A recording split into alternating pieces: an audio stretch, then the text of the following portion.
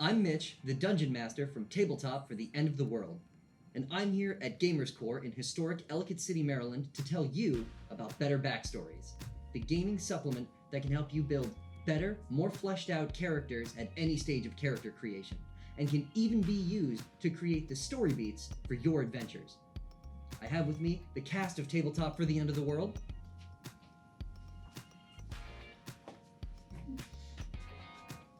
And we're here to show you how it's done.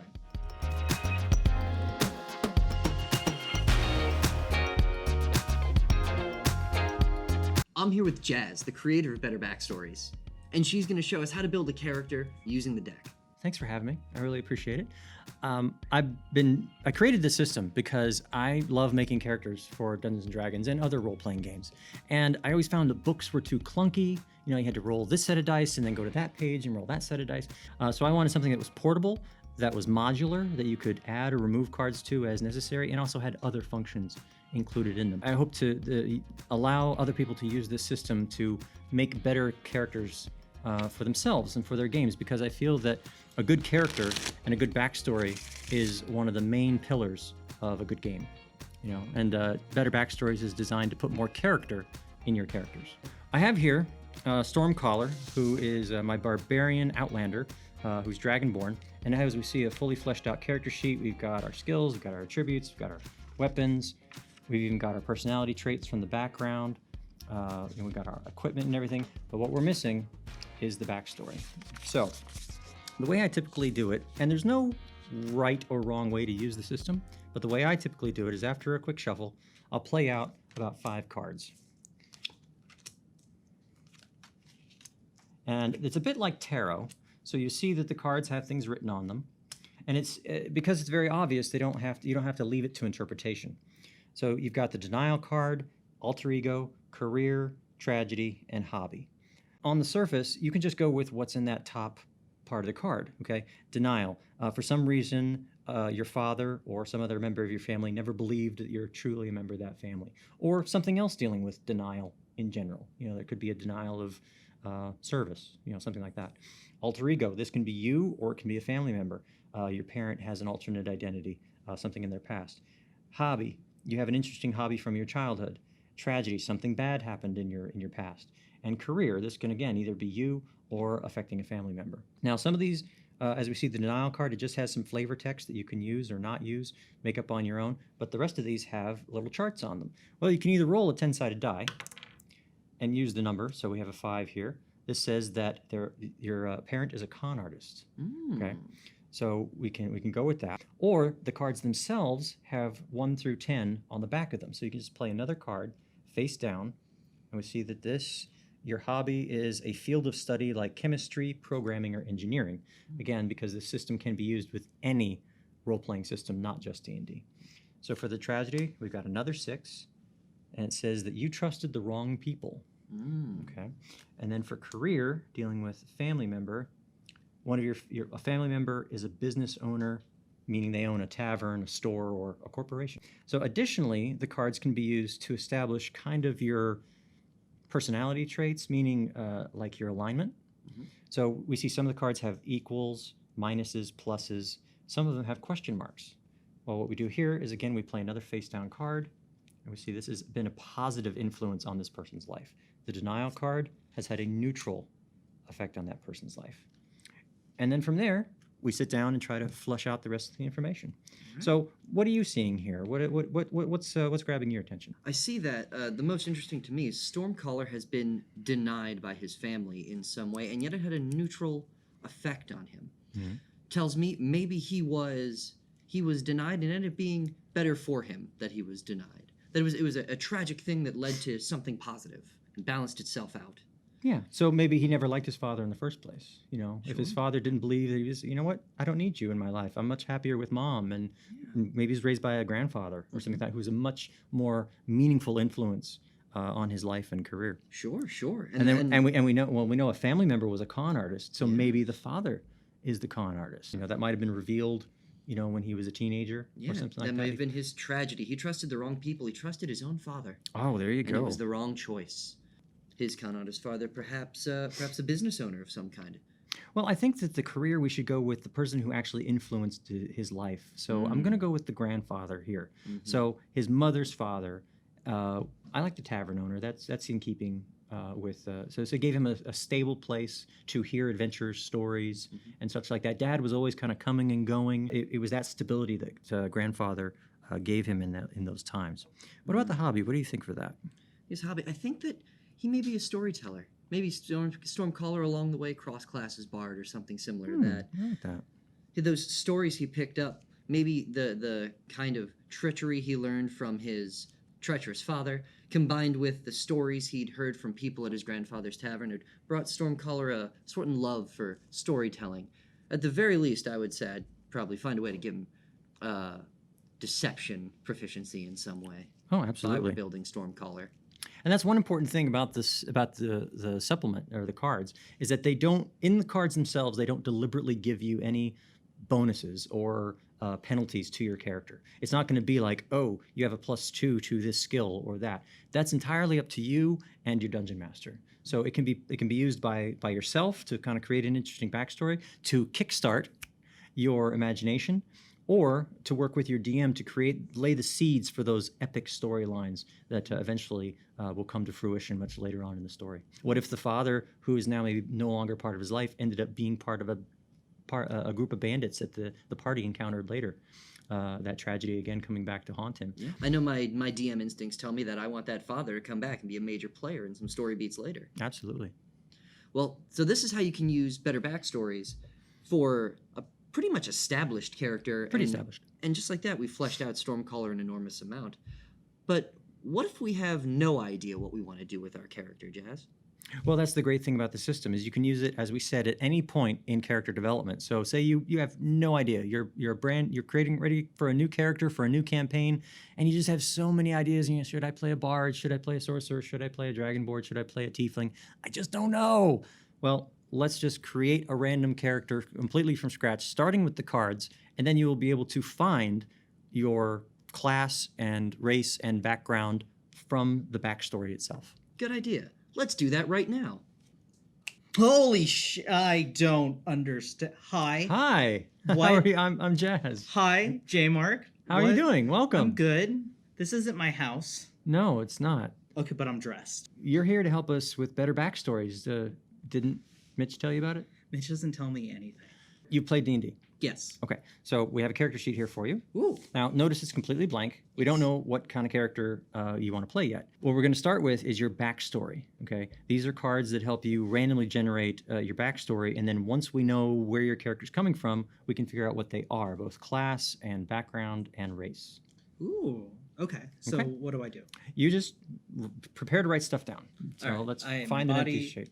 Is ready. Okay, so play a couple of cards. We've got something hidden. Okay. We've got an explorer. Ooh, you like to explore things. Ooh, you're cursed. Ooh, the plot thickens, This is about among my- other things. Oh, You no. have an addiction. This is going to be a very dark character. And you're destitute. Oh my gosh. This is the exact opposite of my character I play. Okay, this is great. All right.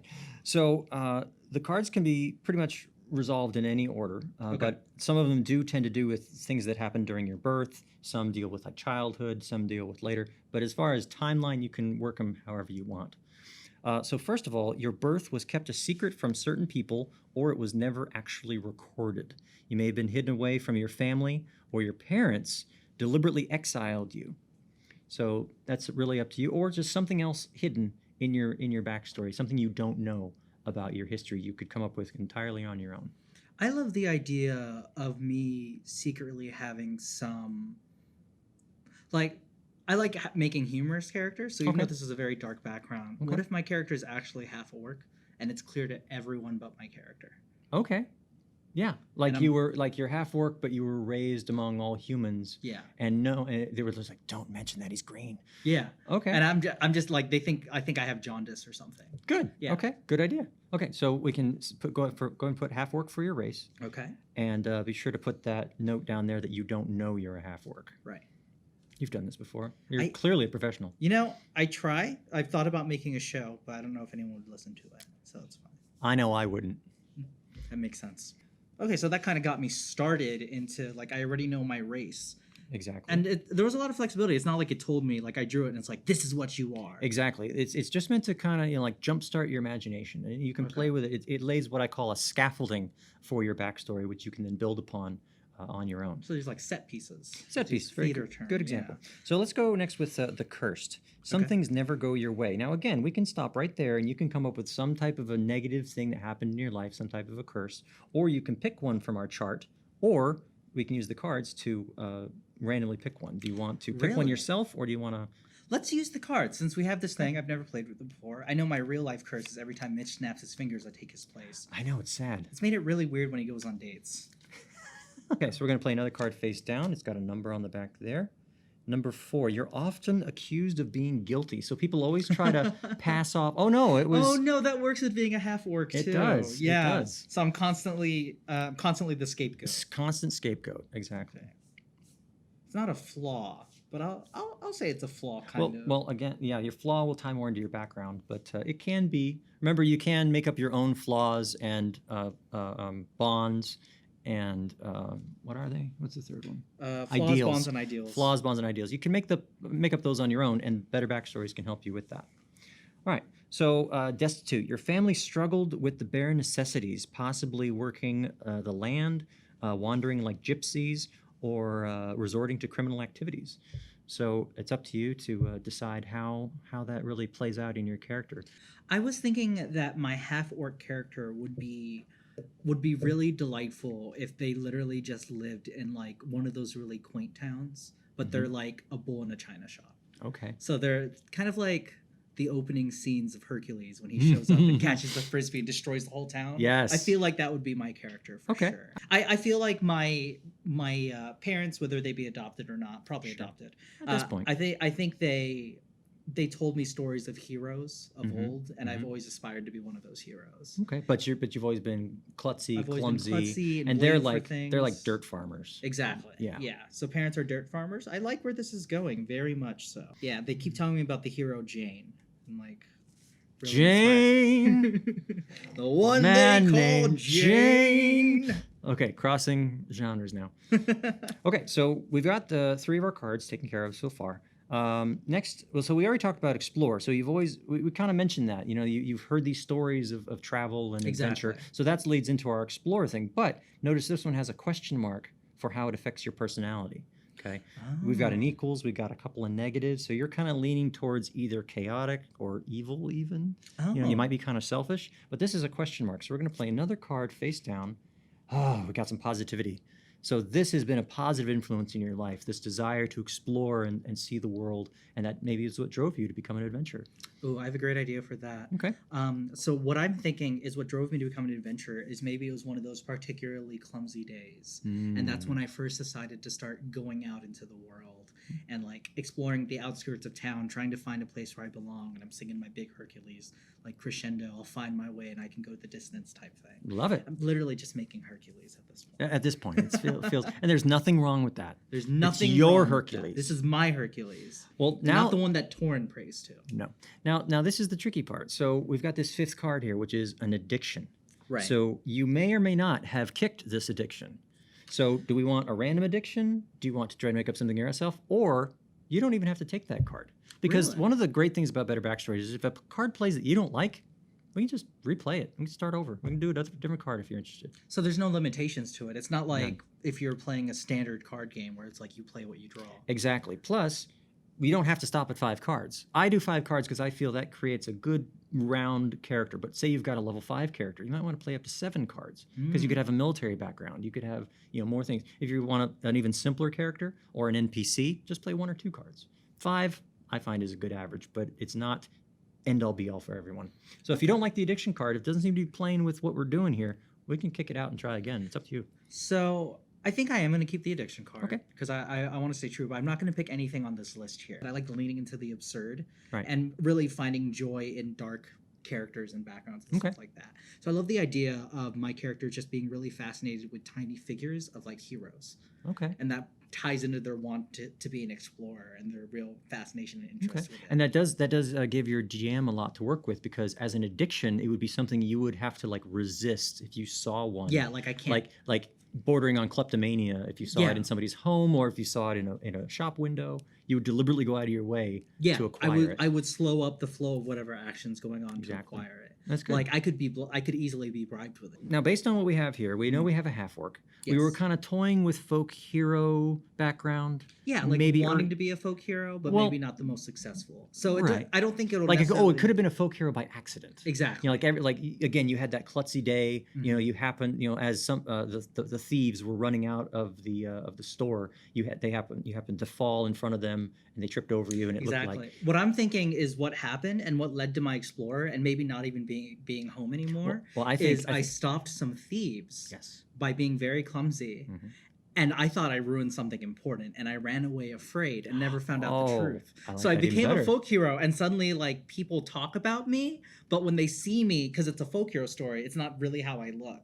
So when they talk about me and they see me in real life, you're much more buff and stuff like that, and whereas they're you're just kind of... They're like, oh, your name is very similar to that guy. Is that person your hero? And I'm like, that's me. I don't understand what's happening. But sure. So this name that you accidentally made for yourself is actually following you. And every time you think you hear people talking about you, you think they're trying to find you. Yeah, and so you run again. So you run again. Exactly. I love it. We've built so much with just 5 cards. But what do you think your class is? I mean, I think we're leaning fighter maybe, but it's really up to you.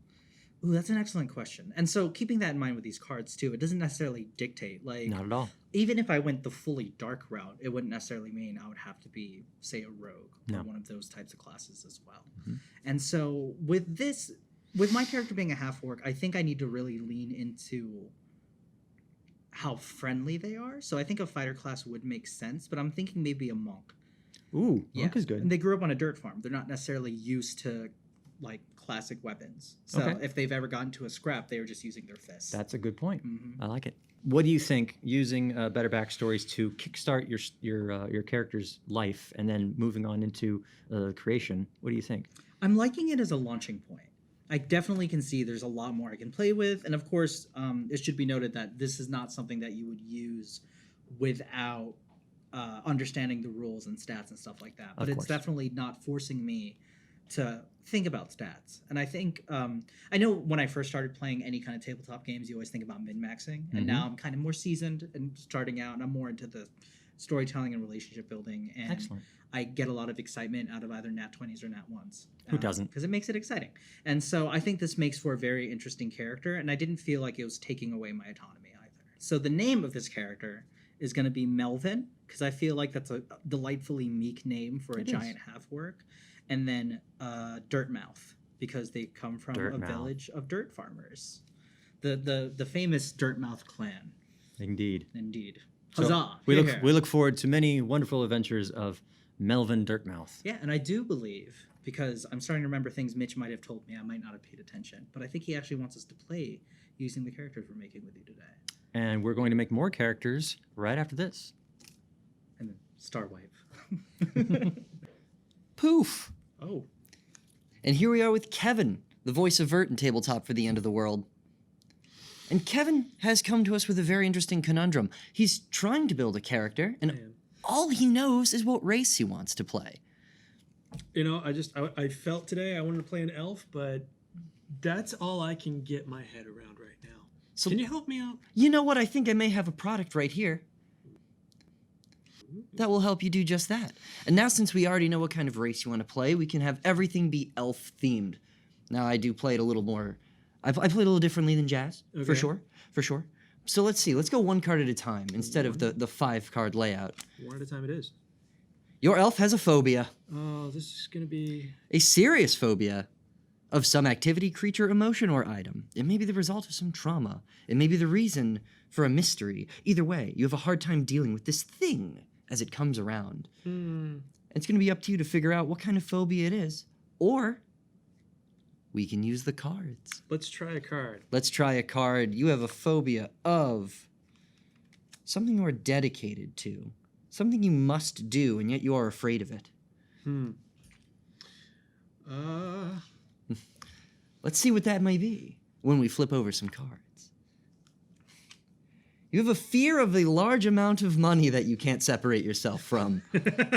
You have become wealthy. Okay, you know what? I'm gonna run with it. because I've never had to play that before, and I think that's going to be a very interesting thing. You're afraid of something that's usually very positive. Yeah, so I'm going to put that down here. Under treasure? Under treasure. Let's learn a little bit more about Kevin's elf as he's writing things down. Kevin, your elf is an enigma. However, I think we knew that.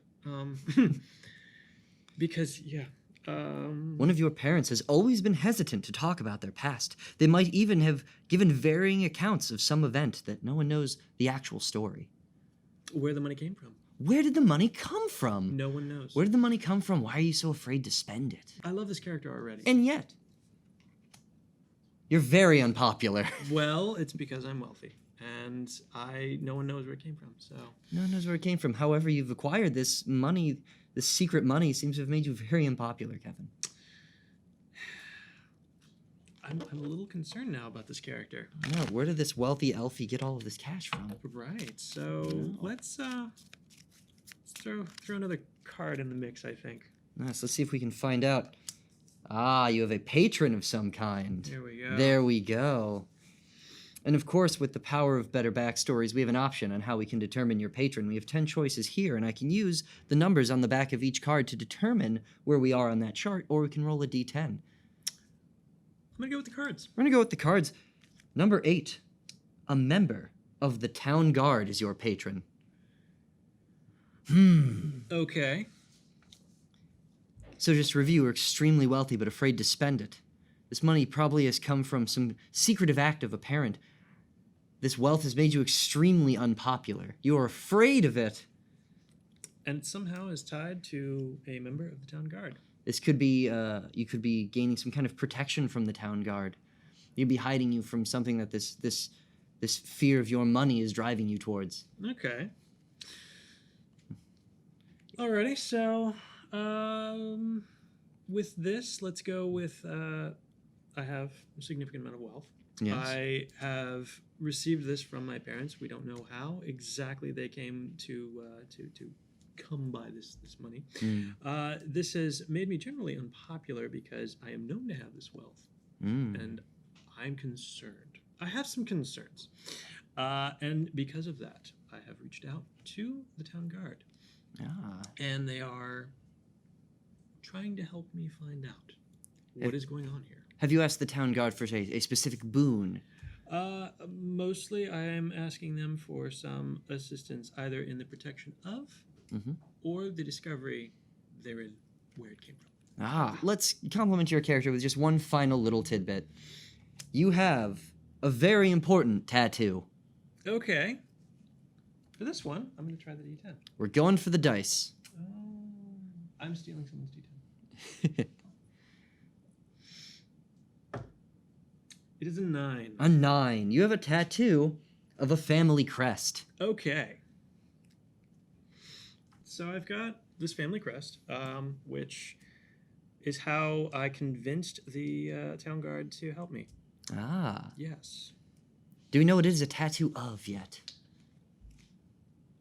A tree that is on fire. A tree that is on fire. Yes. And just like that, through a combination of 5 cards, 5 simple cards, and a little storytelling activity, maybe now we can knock out what kind of class does this elf play? What world does this elf live in? This wealthy, hiding, fearful elf. This fearful elf. I feel as though this is probably moving towards the bard arena. And so, I think we are down to one final step. We need a name for this elven bard, this incredibly rich tattooed elven bard. A name for this elven bard? Well, And so, I think we are down to one final step. We need a name for this elven bard, this incredibly rich tattooed elven bard. A name for this elven bard? Well, but sort of off the beaten track for an elf. Is there any way that we can use the cards? I think there may be a way we can use the cards. Let's try and use the cards. Let's use the cards to spell a name completely. Let's see. The first card I've drawn? Shindig. Shindig. Are you an elven bard named Shindig? I'm an elven bard who can actually go by the nickname of Shindig. By the nickname of Shindig. And that is how we improv. Shindig the Elven Bard, well known but infamous in his town for his enormous mysterious wealth and his family tattoo. Yes. And now I think it's time for us to switch out and get Manny in here. And I think I have a special way to do it. I've learned that if we double snap our fingers, we can teleport for some reason. Can I try it? Please. Hi, Manny. Oh God, this guy. Yes, it is I, me. And today, we're going to tell you about Better Backstories, just like I was telling everyone else. These are Kevin's cards, but Kevin's not here because of time travel and different kinds of teleportation. I'm going to take these, put them over here, because we're not making Kevin's character anymore. We're making your character. Now, I know you said you wanted to make a warlock, so it's up to us to figure out what kind of warlock you want to make. These cards here will help us fill in your backstory. You are a warlock who has received some kind of blessing. And now you got a whole chart here to figure out what kind of blessing your warlock is living under. That's the whole point of Warlock. Exactly. Sort of. As a number 8, you're good with numbers. You've received the blessing of math. Carry the wand and Eldritch Blast. Figuring out how to solve the mysteries of the universe one equation at a time.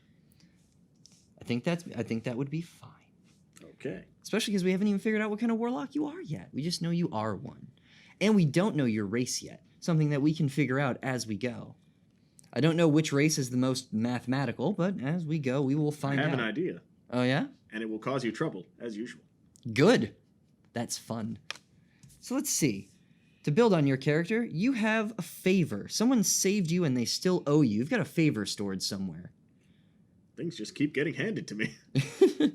You're good at math, and number 4, your best friend owes you a favor. Things are coming up warlock over here. Yeah. Yeah. Blessing, a favor, and just to keep going, inspiring. You have a large heart. You are an inspiring warlock. You're a warlock everybody loves. Let's figure out how you're inspiring. Number 7, you're sure of yourself. You little go-getter. So, Jesus Christ the Warlock. Got it. Jesus Cristo, the warlock. And stranger, a mysterious person arrived when you were young and left a gift. This could have been a message, an item, or just may or may not have been abided by the stranger's wishes. Maybe how your warlock came into his special warlock powers. So, the stranger just walked up to baby me and said, "You're good at math," and walked away. And you've been trying to figure out the mystery ever since. Who is this strange math wizard? Religion. You are a warlock of a certain religion. Isn't that the exact opposite? In a lot of cases, yes. Let's find out how. Number 5. You perform a regular daily ritual. What kind? Man, I don't know. Let's make something up. Using Better Backstories. A ritual of... a religion of value. So, let's see. Number 8. You want power over those who have wronged you. Now we're in warlock territory. There we go. So you perform some ritual every day to help you gain power over those who have wronged you. As part of your religion. Yes. I think we can very quickly flesh out our warlock here. I think we need to flesh out our race for this character.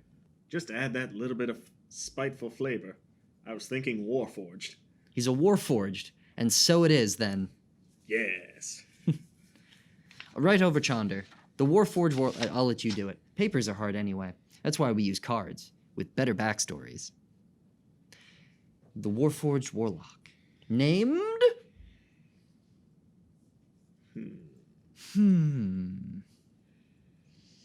Primus Optimo. I can't imagine where I've heard that before. And now, we have 4 characters. All we're missing is an adventure. I have no module, I have no notes previously written. Before now, I didn't even know what characters we might be playing with. But Our next step is to show you that with Better Backstories, we can write all the major story beats right here, right now.